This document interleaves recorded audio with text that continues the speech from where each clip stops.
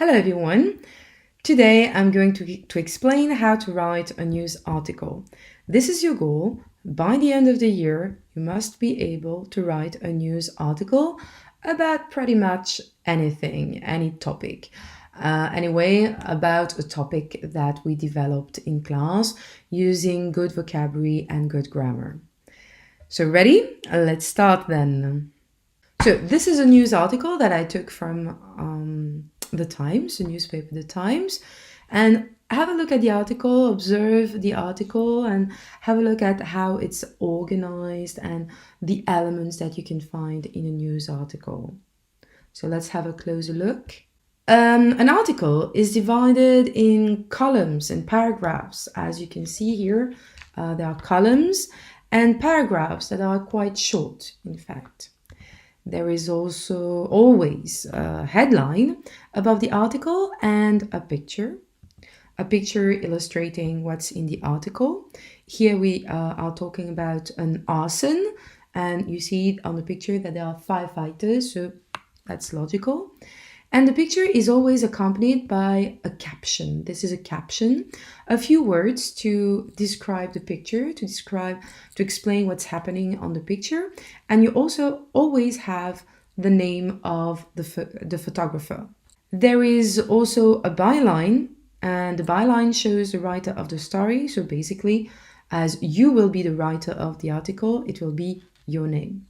If you want to have fun, you can add the name of your newspaper. You can create a name. You can write the name of your own design there. Why not? So, a news article. What is it in French? A news article, c'est un article de presse. A news article is a non-fiction news event text that deals with current events of importance to the reader.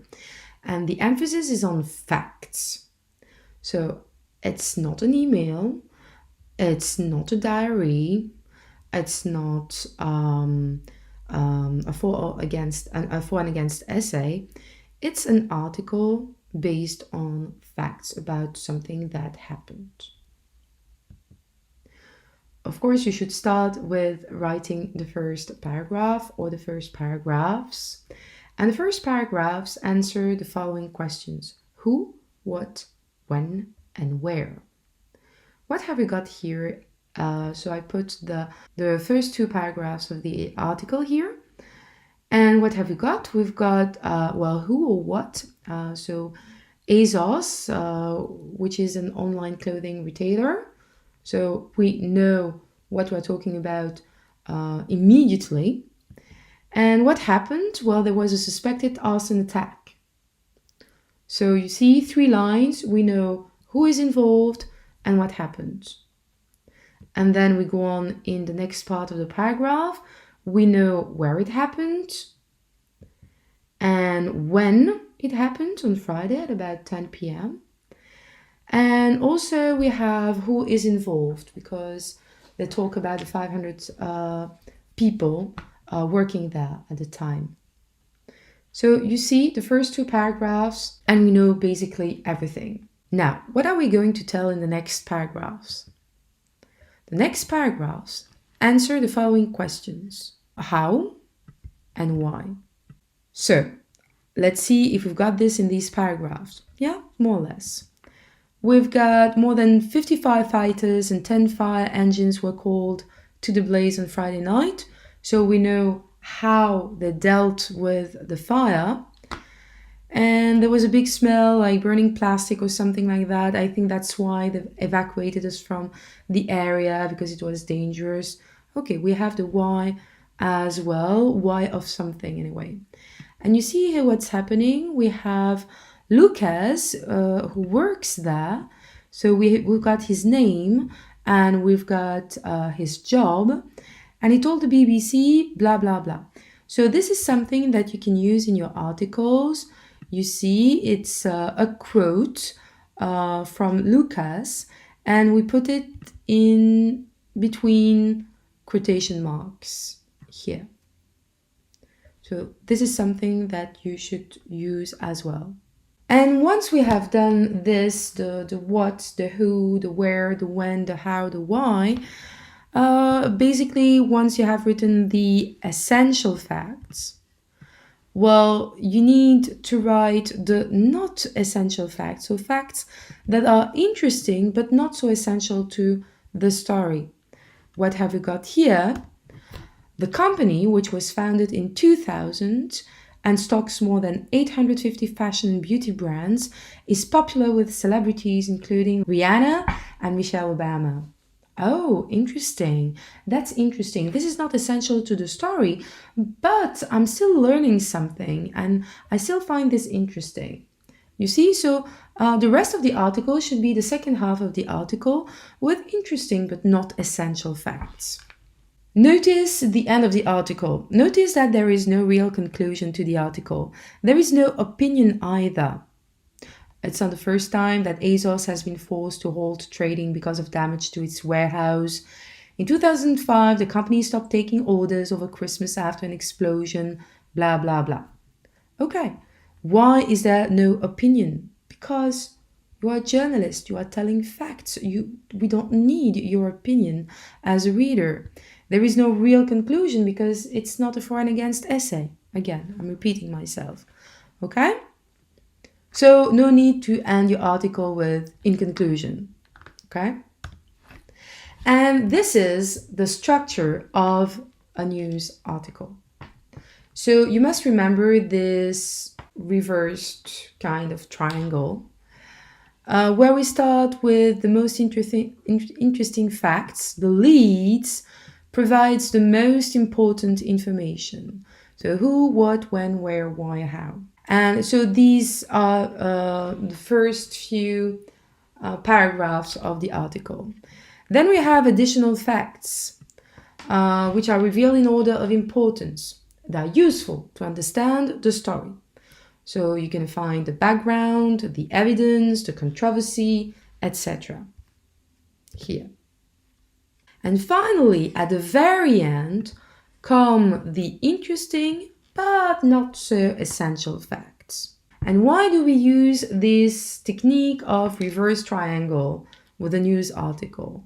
Well, this technique is used in articles where readers do not always have the time to read the whole article. The readers still understand the news item even if they don't read everything. Imagine you are waiting for your train, reading a newspaper, and you have started reading the beginning of the article, and then bam, your train arrives.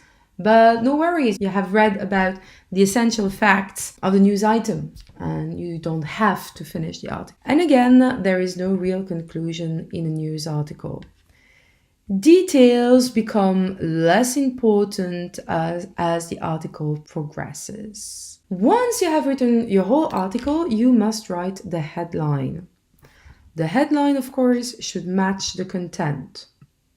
Write the article first and then decide on the headline. The headline gives enough information so that the reader wants to read further. If I see this title, Arson forces ASOS to stop taking orders, I'm going to ask myself, what arson? Who was the arsonist? What happened? Where am I going to order my clothes now? I want to know what happened. And that's why I'm going to read the article. So a good headline attracts attention using active words. That's important. After all this, add a picture, a caption, and a byline. Of course, if you had to write a news article for the exam, it's going to be difficult to add a picture. But as an exercise, it's always better with a picture. So insert a relevant picture. Write a caption that describes the picture, 8 to 10 words, that's enough. And of course, the byline, don't forget the byline, so don't forget to write your name. So here we're going to start with the do's and the don'ts. So first, never state your opinion. A journalist remains neutral and objective. Don't start with, in this article, I'm going to write about what this article is about. No, it is not necessary. And I have never seen that in a news article. So the layout, so the columns, the paragraphs, the facts, the tone, and the references show the reader that it is an article. Okay? You don't need to say that you are going to write an article. We know it. We are reading the newspaper, so we can see it. Avoid using vague language. Things, people, someone. No, you need to be very specific. Avoid using basic language. You are in the 5th grade, guys, so forget about nice, good, bad, beautiful. No, you know other words to use this. And avoid using informal language like guy, gonna, etc. On your app, in strategies, in how to, there is a list of words, of formal and informal words. So informal words and their formal equivalents that you can use. So don't forget to have a look. Don't start your sentences by yes, no, or and. You know other words to start your sentences. Avoid commonplaces. Commonplaces, c'est les lieux communs. Drugs are bad. Really? Did you find that on your own? Of course drugs are bad, but tell us facts. Explain. Explain to us why this is bad. A news article is not an argumentative essay. Don't use words like first of all, secondly, in conclusion, etc. Forget about it. A news article is not an interview with only questions and answers. This is a specific kind of articles that we're going to find in a newspaper as well, but this is more a feature article than an interview is something very specific. So this is not what I'm asking now. A personal feature where the focus is on one person and his or her experiences, this is not what I'm asking either. So no. Avoid suspension points. Suspension points give the impression that the reader must imagine what's next. You are the journalist. You are telling facts. The reader shouldn't have to imagine the rest. You have to tell me what's happening, what happened, or what's going to happen. Do not use exclamation points either. It's too emotional. A journalist should remain neutral. So you don't need to express anger or surprise or joy in your article. Do's. Write in the 3rd person singular, except of course when there is somebody talking, a witness or so, and you use quotation marks. The paragraphs in a news article are quite short.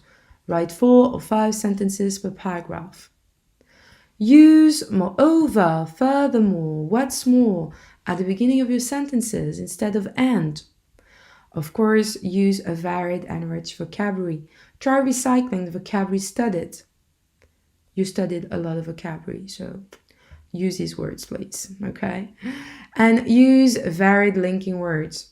B1 level minimum, okay? As I've already said, there is no real conclusion in an article, but the final paragraphs can be about advice or future accomplishments or events. Of course, it depends what the article is about. Include 1 or 2 sentences from people you interviewed. Put these quotes between quotation marks and always give the name of the person, so their function, so to speak. Is he a witness? Is she a specialist? Some kind of detective? So specify. For example, do not write a very famous doctor told us, but we have interviewed Dr. Kilamentra, cancer specialist at the Brussels General Hospital, and she told us blah, blah, blah. Well, this is the end of the video. I hope that it's a bit clearer. What you have to do is a bit clearer. Don't forget the structure of the reverse triangle. And see you soon in class for the practice. Bye.